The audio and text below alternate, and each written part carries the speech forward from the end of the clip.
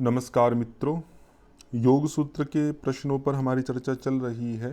जून 2019 तक के जो हमारे प्रश्न थे उन पर हमने पूर्व कक्षाओं में चर्चा की। आगे के जो प्रश्न हैं उनको आज हम प्रारंभ करते हैं दिसंबर 2019 के। प्रश्न है कि योग सूत्र के प्रथम सूत्र में योग शब्द का अर्थ व्यास भाष्य के अनुसार क्या है। महर्षि पतंजलि ने योग शब्द का अर्थ क्या दिया है, सबको पता है, योगः चित्त वृत्ति निरोधः। तो वो नहीं पूछा उन्होंने कि महर्षि पतंजलि ने योग शब्द का अर्थ क्या कहा है। उन्होंने पूछा कि व्यास भाष्य में, महर्षि व्यास हैं, सबसे प्रसिद्ध कमेंटेटर हैं आपके योग दर्शन के, तो उन महर्षि व्यास की जो टीका है उनको व्यास भाष्य या योग भाष्य के नाम से जाना जाता। तो उनके अनुसार आपको बताना कि योग शब्द का अर्थ क्या है। तो वहाँ पर उन्होंने क्या अर्थ किया, योग समाधि सच सार्वभौम चित्तस्य धर्मः। तो योग शब्द का उन्होंने समाधि अर्थ किया है। जैसे हमने पहले देखा था कि योग शब्द की जो व्युत्पत्ति है वो 3 धातुओं से बनती है, उसमें एक युज समाधो भी थी। तो समाधि अर्थ में भी योग शब्द की व्युत्पत्ति होती है। तो सी ऑप्शन आपका हो जाएगा। महर्षि पतंजलि के अनुसार भोग और अपवर्ग संपादन करना किसका प्रयोजन है। अच्छा प्रश्न है आपका, पहले नहीं आया है। ये साधन पाद से है आपका, जहाँ पर ये योग के चतुर्व्यूह चलते हैं, हे हेतु हान और हान उपाय। उसी प्रसंग में दृष्टा और दृश्य की बात आती है। तो वहाँ पे दृश्य को डिफाइन करते हुए कहते हैं प्रकाश क्रिया स्थितिशीलम। 3 प्रकार के शील हैं। भूतेन्द्रियात्मकम, 2 उनके स्वरूप है, भूत और इंद्रियां। और भोग अपवर्गार्थम दृश्यम, भोग और अपवर्ग। अपवर्ग को आप मोक्ष भी कह सकते हैं। तो भोग और अपवर्ग की प्राप्ति कराने के लिए ही दृश्य है। दृश्य मीन्स प्रकृति। तो प्रकृति के 2 प्रयोजन बताए गए हैं, भोग और अपवर्ग। तो बी ऑप्शन आपका हो जाएगा, बाकी पार्ट आपके नहीं है। सोपक्रम और निरूपक्रम कर्म में संयम करने पर किस ज्ञान की प्राप्ति होती है। आप देखेंगे कि अभी इससे पिछले वाला जो प्रश्न पत्र था उसमें पूछा गया था कि सोपक्रम और निरूपक्रम ये किसके भेद हैं, कर्म ऑप्शन था वहाँ पे। तो आप देखेंगे कहीं ना कहीं आगे के जो प्रश्न हैं वो पहले के ही प्रश्नों से या तो साक्षात पूरी तरह से जुड़े हुए हैं या थोड़े थोड़े जुड़े हैं, लेकिन जुड़े अवश्य हैं। यदि आप पहले के प्रश्नों को, जैसे मैं करा रहा हूँ, बहुत अच्छे से ध्यानपूर्वक समझ लेंगे, उनके साथ में जो जुड़ा हुआ रिलेटेड पार्ट है वो भी मैं आपको बताने का प्रयास करता हूँ, तो पूरी संभावना है कि आपकी अच्छी तैयारी हो जाएगी। तो इन कर्मों पर यदि संयम करते हैं तो क्या होगा, विभूतिपाद का पार्ट है अपरांत ज्ञानम। वहाँ पे क्या आता है आपका शब्द, अपरांत ज्ञानम। और अपरांत का ज्ञान और भी एक पार्ट से होता है, वो है अरिष्ट लक्षण। ठीक है, तो यहाँ पे अपरांत शब्द नहीं लिखा, अपरांत का ही अर्थ होता है मृत्यु। तो किस ज्ञान की प्राप्ति होती है, मृत्यु की, कि मेरी मृत्यु कब होगी या किसी अन्य व्यक्ति की मृत्यु कब होगी, उस मृत्यु के समय को वो जान सकता है। तो सी ऑप्शन रहेगा। जैसे पूर्व जन्म का ज्ञान था संस्कार पे, भूत भविष्य का ज्ञान था 3 परिणामों पे, परचित्त का ज्ञान है प्रत्यय पे। तो जैसे जैसे ये ऑप्शन आते हैं ना, तो जो तो मृत्यु था वो तो कर ही लिया, बाकी वालों को भी आपको रिकॉल करना चाहिए कि किनके पार्ट है, इससे आपकी आवृत्ति अच्छी हो जाती है। महर्षि पतंजलि के अनुसार गृहीता, ग्रहण और ग्राह्य में स्थित एवं तदाकार हो जाना क्या कहलाता है। समाधि पाद का पाठ है आपका, समापत्ति के प्रसंग में आता है। क्षीण वृत्ते अभिजातस्येव मणेः गृहीत्री ग्रहण ग्राह्येषु तत्स्थ तदंजनता समापत्ति। तो समापत्ति की बात है। गृहीता मतलब होता है पुरुष, ग्रहण मतलब होता है इंद्रियां, और ग्राह्य मतलब हो गए विषय।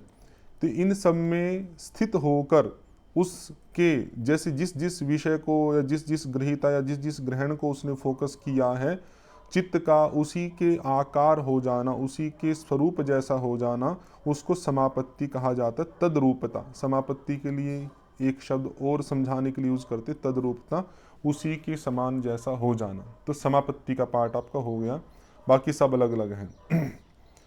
महर्षि पतंजलि के अनुसार क्षणों के किस प्रतियोगी का स्वरूप परिणाम के अंत में समझ में आते। कैवल्य पाद का लास्ट 2nd सूत्र है आपका, क्षण प्रतियोगी अपरिणाम अपरांत निर्ग्राह्य क्रमः।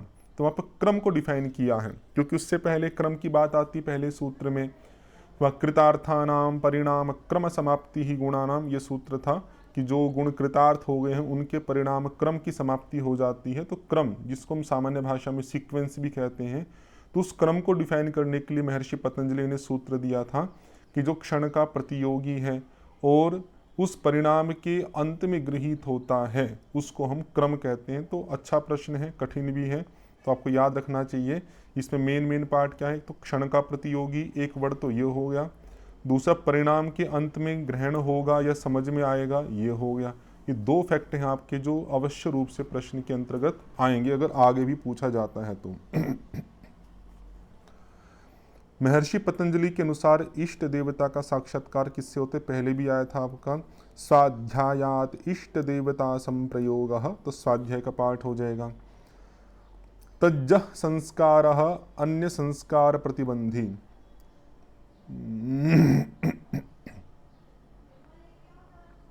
एक मिनट नीचे आ गए हम, हाँ, तो तज्जः संस्कार अन्य संस्कार प्रतिबंधी, ये समाधि पाद का है। ये जो ऋतंभरा प्रज्ञा का प्रकरण चलता है आपका अध्यात्म प्रसाद के प्रसंग में, वहाँ का ये सूत्र है आपका।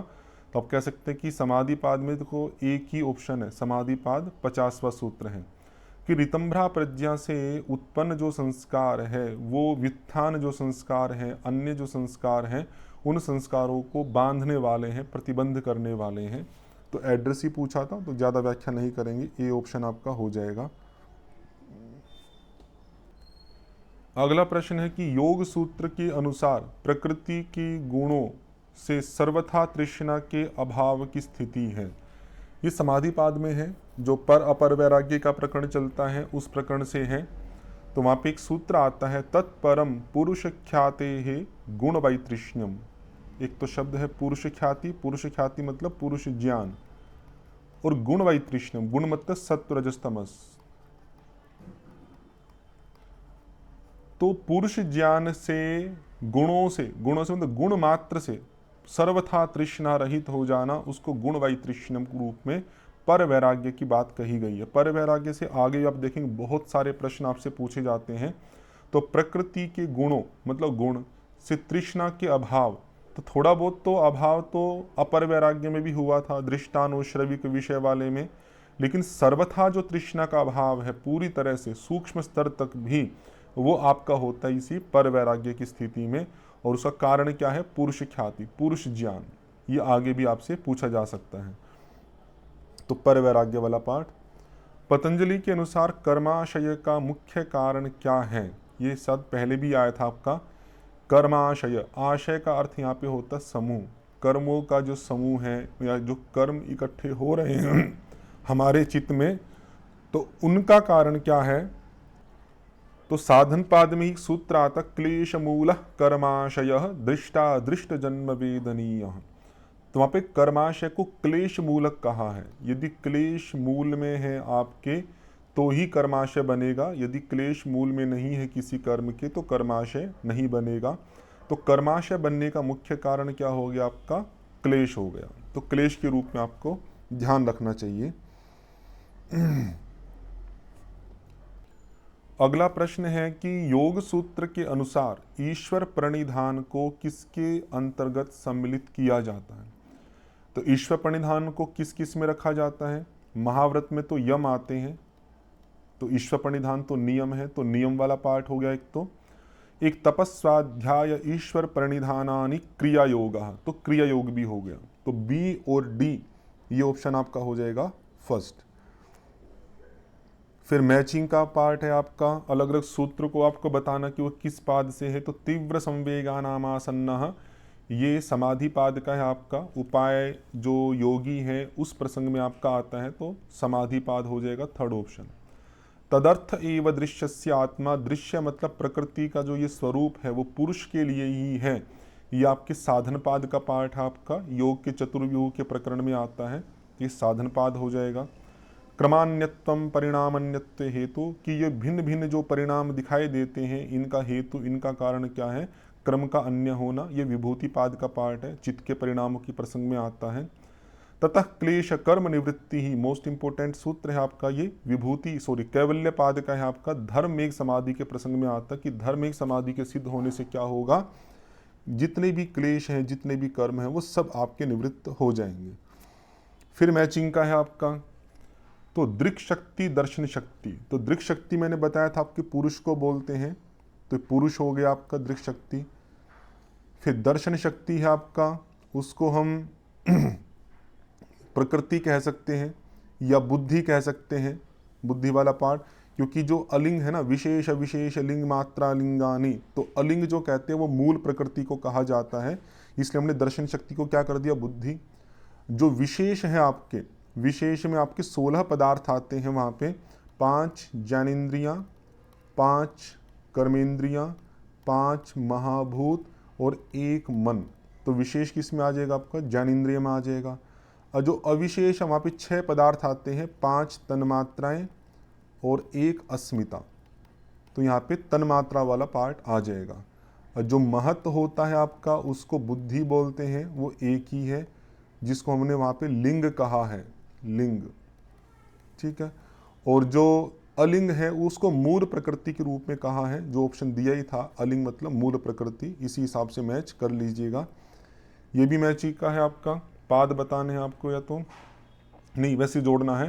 पूर्वेशाम अपि गुरु कालेन अनवच्छेदात, ये ईश्वर के बारे में आता आपका कि ईश्वर जो है वो पहले के सभी गुरुओं का भी गुरु है, क्योंकि वो काल से या समय से नष्ट नहीं होता। हृदय चित्त संवित, ये एक प्रकार की विभूति पाद की सिद्धि है कि हृदय पर संयम करने से चित्त का ज्ञान हो जाता है। ततो द्वंद्व अनभिघात, ये आसन का फल है कि आसन के सिद्ध होने पर द्वंद्व जो है वो पीड़ित नहीं करते, अनभिघात है।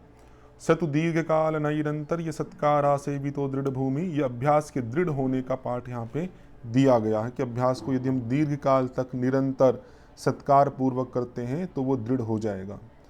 यहाँ पर विक्षेपों का क्रम पूछा है, व्याधि स्त्यान संशय प्रमाद आलस्य, आलस्य नहीं दिया, अविरति भ्रांति दर्शन अलब्ध भूमिकत्व, इस तरह से क्रम आप बना सकते हैं।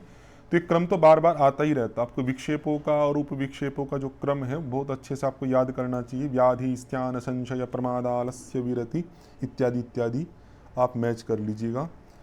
फिर क्रम पूछा आपका ये विक्षेपों का था पहले, अब उपविक्षेपों का पूछ लिया। दुख दौर्मनस्य अंगमेजयत्व श्वास प्रश्वासाः विक्षेप सह भुवः, तो इस तरह से आप क्रम बना लीजिएगा। मैचिंग का पार्ट आ गया आपका, किसके साथ कौन मैच होगा। ये मैत्री करुणा मुदिता का पहले भी आया था। हम मित्रता किससे करते हैं, जो सुखी व्यक्ति है आपका। करुणा किसके प्रति करते हैं, जो दुखी व्यक्ति है। मुदिता मतलब प्रसन्नता किसके प्रति, जो पुण्य का आचरण करता है उसके प्रति हम पॉजिटिव रिगार्ड रखते हैं। जो पापी व्यक्ति है, अपुण्य का आचरण करता है, उसकी उपेक्षा करते हैं, उसको नेगेटिव हम रखते हैं उसके प्रति। नेगेटिव में कोई घृणा नहीं है, लेकिन उसको कहेंगे कि आपने गलत कर्म किया है, उपेक्षा की जाएगी उसकी, जिससे वो अपने गलत कार्यों को छोड़ दे। फिर क्रम पूछा आपका, ये साधन पंचक से है आपका। समाधि पाद के अंदर आपके उपाय जो योगी हैं उनको असंप्रज्ञात समाधि लगाने का क्रम बताया जाता है कि किस किस तरह से वो आचरण करे कि वो असंप्रज्ञात समाधि लगा सकते हैं। तो श्रद्धा, वीर्य, स्मृति, समाधि, प्रज्ञापूर्वक इतरेशाम, इसको साधन पंचक के रूप में भी कहा जाता है। कई बार आगे भी प्रश्न इससे आएंगे। अब कथन कारण है कि अविद्या के अभाव से संयोग का अभाव हान है। ये आपके साधन पाद के योग के चतुर्व्यूह के प्रकरण में है कि तद अभावात संयोगाभावः हानम तदृशे ही कैवल्यम, उस सूत्र का यहाँ पे अनुवाद किया है कि संयोग, जो संयोग किसका कारण था, दुख का कारण था, हेय का कारण था, और उस संयोग का कारण थी अविद्या। ऐसे चलता था आपका हेय, हेय का कारण संयोग और संयोग का कारण है आपका अविद्या। तो यदि अविद्या का भाव कर दोगे तो संयोग का भाव, संयोग का भाव कर दोगे तो हेय का दुख का भाव, और दुख के अभाव को ही क्या कहा जाता है, हान कहा जाता है। तो पहली पंक्ति ठीक है।